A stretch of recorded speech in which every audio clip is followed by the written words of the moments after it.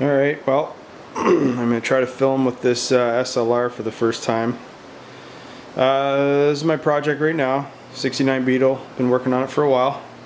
But today's video, I want to talk about something that there's not really much information online about it, but I'm going to try to clear some stuff up. Shepherd's hook. So this is a 69 Beetle.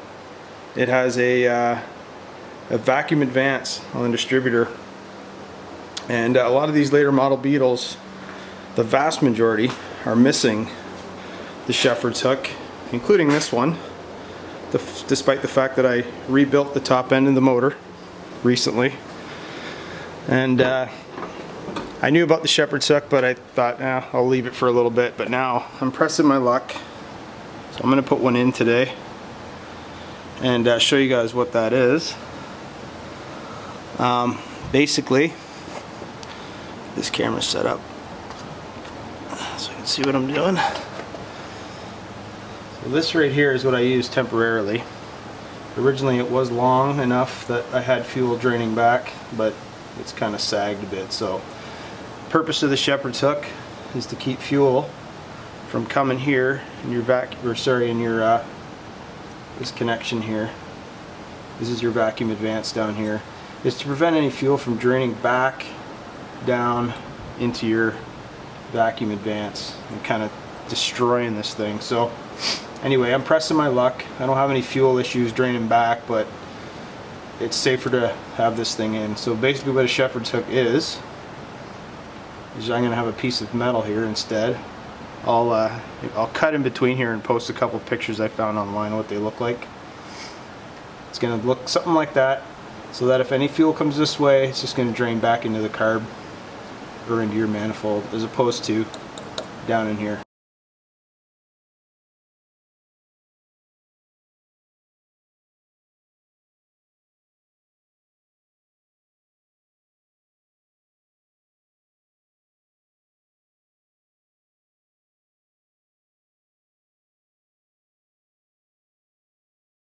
So I had a piece of metal kicking around. A metal clothes hanger would probably be better because it's longer. But what I've done is just sort of mock up kind of what I'm going to try and get accomplished here. It's going to look something like that, a lot cleaner. And I'm just using, actually this here was from my jack. I just used it and wrapped it around the jack so I could get a nice curve to it. But like I say, I'll clean it up. And anyway, just mocking something up right now to look like that. So for me right now, I've seen one person online use metal brake line. I mean, they're flared at the end and all that, but they're bendable. And I'll paint it black too. This is kind of greenish. I don't like that. It'll be black. But for today, what I'm going to do is I have a real small pipe cutter. I'll cut this flared end off, pull these fittings off that we don't need. So this one is a 3/16 by 30 inches, plenty long. It's slightly bigger obviously than the the port on the carburetor, but I'll have a good length of vacuum hose or line extending beyond, so it shouldn't matter. As long as there's no leaks, everything will be cool, no worries. I'm going to give it a shot. Someone else had great success with this, so I'm going to try it too. This cost me, I live in Canada, $4 Canadian, so that's probably like, I don't even know, 25 cents US? Just kidding, but it's probably around $2 maybe, $3. Anyways, anyway, I'm going to cut these off, my little tube cutter, and we'll cut back to it in a minute.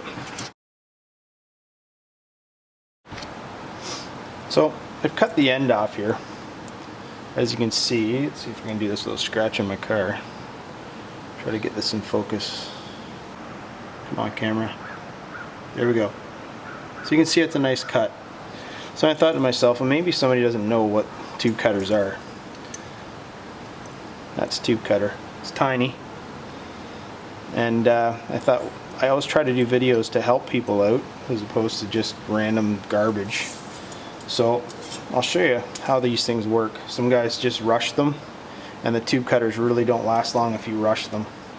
So the idea of a tube cutter, there's a small wheel, there's some guide wheels here, and then the cutter right here. Yeah, here we go. Guide wheels and then the cutting wheel. So the idea is to get the tube in there, and then you tighten this down. I really don't want to scratch my car. I should probably be smart and move the camera. Tighten it down, not too tight. A lot of people will rush it and really tighten this down, and all it does is damage the wheel. So the idea here is to snug it up, and then you hang on to the tube itself and just rotate the cutter around a few times until it starts to loosen off. It's loosening off because you're starting to cut into the tube. So then just do like a nice 1/8 of a turn to tighten, or a 1/4 turn maybe at most, and then go around a couple more times. When you feel it start to get loose, turn it a little more, keep going, and you keep doing that until you cut all the way through. So with a tube cutter, don't rush it, take your time, and you'll get like a real nice, even, smooth, nice cut that you won't have to file or clean up at all, and you won't damage your cutting wheel. Okay, so now I'm back to my mocked up tubing.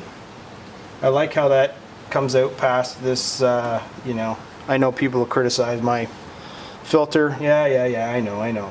But anyway, the car runs perfect, so I'm good with it. I like how this comes out past here and extends beyond, so I'm going to take this, put it up against my brake line that I have, the tubing, and I'll just put a marker line on my tubing that I'm going to bend, and then I'll bend it in the same spot. I'll do the same thing with the height and bend it around my jack handle again and get this shape again. After that, it'll be trying to mock up how far I need to extend this way and the angle this way, so it's going to be some playing around.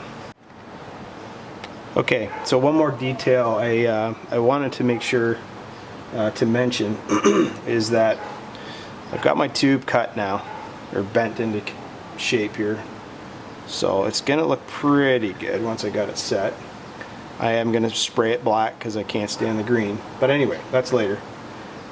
What I've done with the tube, the vacuum line that I did cut, is I've got it pretty long because the diameter of the brake line I'm using and the diameter of the ports that are on the vacuum advance and the carburetor are slightly smaller.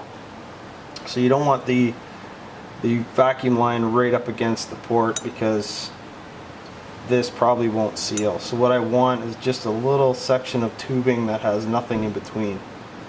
So anyways, the other thing I did was the end of the tube that was on the port is already stretched out a little bit, and I used those ends to slide over the brake line because they're already stretched out, but this brake line is like I say, a little bit bigger, so it was a tight fit. So I know I'm going to have a good seal here. So that's just going to slide on top of there like that. And then I'll cut a piece of tubing for that side. And there you have it. I'll give you an image at the end.